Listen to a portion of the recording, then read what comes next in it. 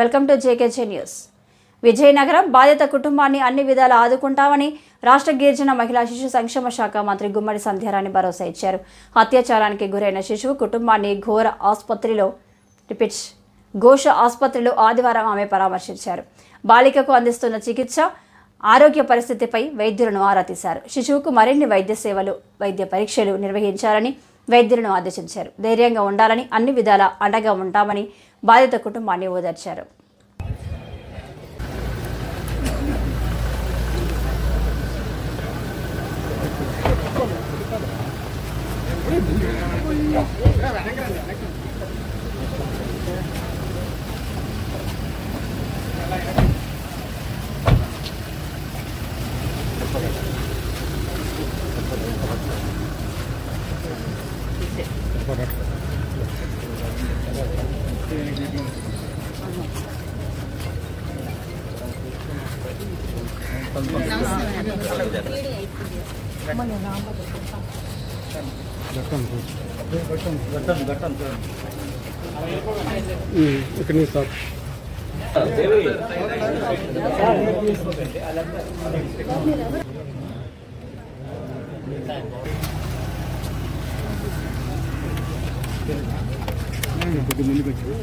దురదృష్టకర సంఘటనని చూడడానికి రావడమే చాలా బాధగా ఉంది.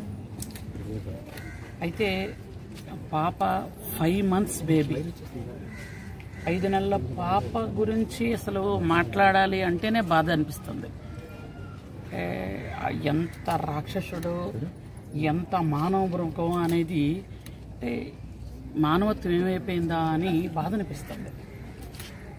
5 నెలల పాప మీద అంటే అసలు ఆ మాట చెప్పాలంటేనే చాలా బాధగా ఉంది. ఎందుకంటే నేను ఒక తల్లిగా ఆ మాట చెప్పలేకపోతున్నాను. దాదాపు ఒక 40 ఏళ్ళు ఉన్న ఒక మానవ మృగం 5 నెలల పాప మీద అంటే ఎక్కడికి వెళ్ళిపోతున్నది ఆ సమాజం, అసలు ఎక్కడికి వెళ్ళిపోతున్నారు వీళ్ళు, ఇంత రాక్షసత్వంగా, ఇంత కక్కసంగా ఎలా ఉన్నారు అన్నది అర్థం అవట్లేదు. అయితే వెంటనే అరెస్ట్ చేశారు. వెంటనే ఫాస్ట్ ట్రాక్ కోర్టులో ఖచ్చితంగా కఠినంగా శిక్ష పడే విధంగా అయితే మాత్రం ఫాస్ట్ ట్రాక్ కోర్టులు ఏర్పాటు చేసి వెంటనే శిక్ష పడే విధంగా అన్ని చర్యలు సిఫార్సు చేస్తాం. ఎందుకంటే ఇది అసలు మానవ జాతికే ఒక కలంకం. ఇది ఎంత దారుణమైన సంఘటన ఏంటంటే, ఉయ్యాల్లో ఉన్న బేబీ, ఇంత బేబీ ముద్దుగా చిన్న పాప, 5 నెలల పాప, నౌ స్టేబుల్, బాగుంది. కానీ ఎంత దారుణమైన సంఘటన అంటే, అలాంటి వాడికి బెయిల్ కూడా దయచేసి ఏ లాయర్ కూడా వెళ్ళకండి ప్లీజ్.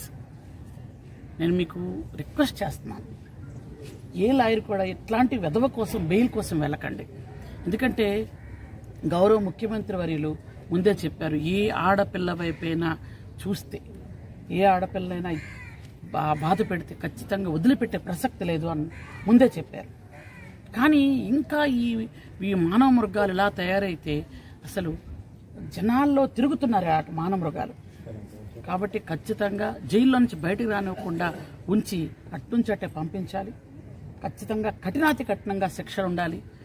అప్పుడే ఇంకొక ఆడపిల్ల మీద చేయాలంటే భయపడతారు. కనీసం చెప్పుకునే పరిస్థితి కూడా కాదు. చిన్న పసిపాప, తల్లి పొత్తిలలో ఉన్న పసిపాపను కూడా వదలలేదు అంటే